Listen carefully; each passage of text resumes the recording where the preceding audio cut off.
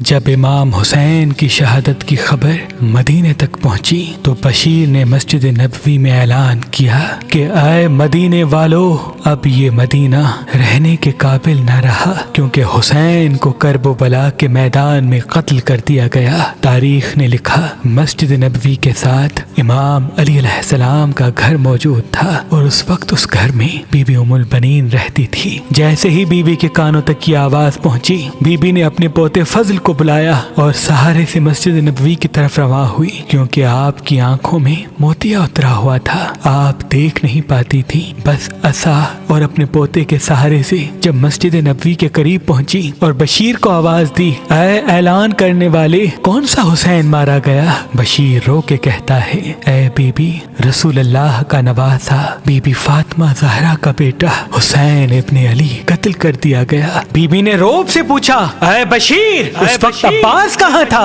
بشیر نے رو کے کہا، اے بی بی، میرے مولا حسین سے پہلے عباس کو شہید کر دیا گیا۔ بی بی نے کہا، اے شخص، کہ تو عباس کو جانتا نہیں تھا؟ میرے عباس جیسا بہادر اس عرب کی سرزمین پہ کوئی نہ تھا، وہ کیسے مارا گیا؟ بشیر قریب آتا ہے اور پوچھنے لگتا ہے، اے بی بی، آپ کون ہیں؟ بی بی ام البنین فرماتی ہیں، میں عباس کی ماں ہوں، مجھے بتاؤ کہ عباس کے ہوتے ہوئے حسین کیسے شہید ہوا؟ بشیر رو کے دست ادب کو جوڑ کے کہتا ہے، اے بی بی، آخری دم تک آپ کا بیٹا عباس امام حسین کی خدمت کرتا رہا اور کہتا رہا کہ اے میرے آقا حسین، مجھے اجازت دے تاکہ میں ان کو بتاؤں کہ میں علی کا بیٹا ہوں۔ لیکن امام حسین بار بار فرماتے تھے کہ یہ صبر کا امتحان ہے۔ لیکن جب 10 محرم کے دن 3 دن گزر جانے کے بعد بچے پیاس سے تڑپنے لگے، تب امام حسین نے عباس کو اجازت دی کہ جاؤ نہر سے پانی لے کے آؤ، اور جب پانی لینے کے لیے عباس گئے تو وہاں شہید ہو گئے۔ بی بی نے فرمایا، عباس شہید کیسے ہوئے؟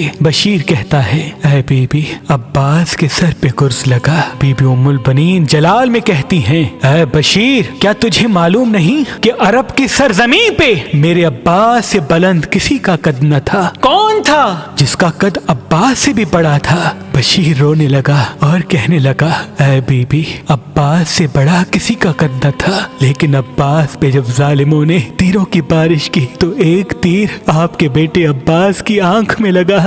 جناب عباس اپنی آنکھ کا تیر نکالنے کے لیے اپنے گھٹنوں کا سہارا لیتے ہیں، اور تب کوئی ظالم جناب عباس کے سر پہ وار کرتا ہے۔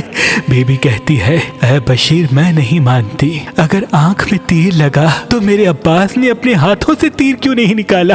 بشیر زارو قطار رو کے زمین پہ بیٹھ گیا اور سر کو پیٹ کے کہنے لگا، اے میرے آقا عباس کی ماں، کیونکہ عباس کے بازو ظالموں نے پہلے ہی قلم کر لیے تھے۔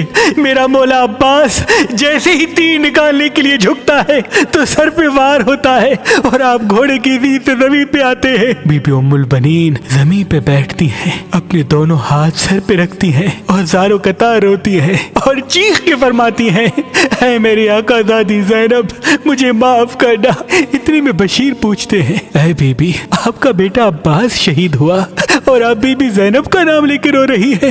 بی بی ام البنین اپنے سر کو پیٹتی ہیں اور فرماتی ہیں، اے بشیر، حسین کے ساتھ حسین کی بہنیں تھیں، حسین کی بیٹیاں تھیں، اور ان کے پردے کا محافظ میرا بیٹا عباس تھا۔